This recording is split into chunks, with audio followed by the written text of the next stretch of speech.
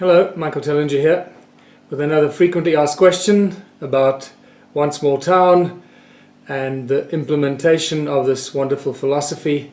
And this time we answer the question, is this not just a case of taking from the rich and giving to the poor?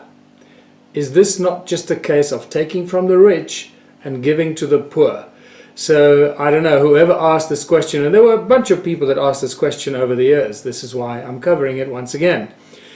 Let's go back to the foundation. Let's go back to the beginning, as we always should. Remember, this is what you should always do. Whatever question you might face, if you may be in discussion and talking about this in a meetup group, or you're trying to introduce somebody to this and they start throwing questions at you, I know what happens, and this has probably already happened to you, or if you're going to start talking about this, it is going to happen to you like it did to me thousands and thousands of times.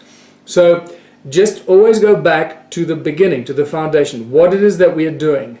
We are not starting intentional communities. We're not doing anything weird. We're not trying to fight the system or resist the system, or taking anything from anyone, giving it to anyone. We're not promoting communism or capitalism or any system. What we are doing, we are working within the current system. We're using the tools of enslavement as tools of liberation. That's a very important little slogan that has evolved over the years. What we are doing is we're taking existing communities as they are, with all their faults and their problems and their benefits, and communities that have got everything, the infrastructure, the businesses, the factories, the schools, the streets, the lamps, the sewage pipes, the everything, right? Everything is there. That's why we choose to go this way. And we're taking these communities and we're turning them into a cooperative working labor force of people that voluntarily give 3 hours a week so that they can set up businesses that will benefit from it, farming, growing food, engineering, technology, whatever it is we choose to do as a community with the Council of Elders. And watch the Council of Elders video, that's really important.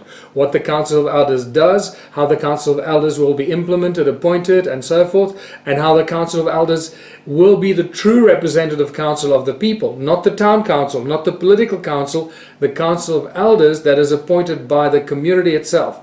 The community that participates in this, not people that do not participate. Okay, so please watch the Council of Elders video. I'm going off the track a bit, but again, just to bring you back to the starting point, to answer the question, is this not just a case of taking from the rich and giving to the poor? At no stage does anyone take anything from anyone to give to somebody else. Okay, let's make this very, very clear. No one will ever take anything from anyone to give to somebody else. Like, I don't know, in whatever system that might be applicable, this is certainly not applicable in the One Small Town contributionist community. What we do is we create prosperity and abundance for everyone by cooperating and collaborating, by creating opportunities for investors through businesses that we've identified will be lucrative and sustainable. Well, pretty much anything we choose is going to be sustainable because we do it together with a large collaborative labor force, but we do it together so we all share from the benefits, the products that produce, the food, the clothing, the technology, the engineering, the healthcare, the entertainment, everything that we create for ourselves in our town becomes available to the people that participate, the contributing and participating partners of the One Small Town initiative. So at no stage does anyone take from the rich, for example, like taxes. The capitalist system, we know, is constantly trying to take from the rich and give to the poor. That hasn't worked. It doesn't matter how much money you take away from the rich and try and give to the poor, you're still feeding a system that is broken, a system that doesn't work. So we're not doing that.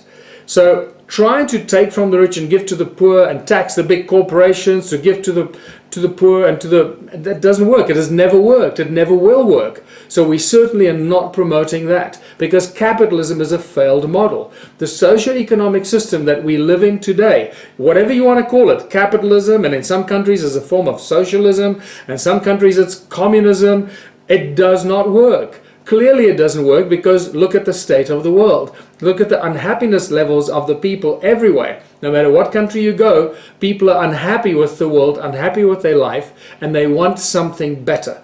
That's what we are doing. We're creating something better together, collectively, so that everyone in our town can benefit from it. So, at no stage are we going to take anything away from anyone to give to somebody else. What we are going to do is take what we've made, the food, the produce, and the money, and we will distribute that money to all the participating members of the One Small Town initiative. That's how simple it is. So you're not going to be taking anything away from anyone to give to somebody else. You will be receiving the income and your due as a contributing member from all the benefits that we have created for ourselves. I trust that answers the question.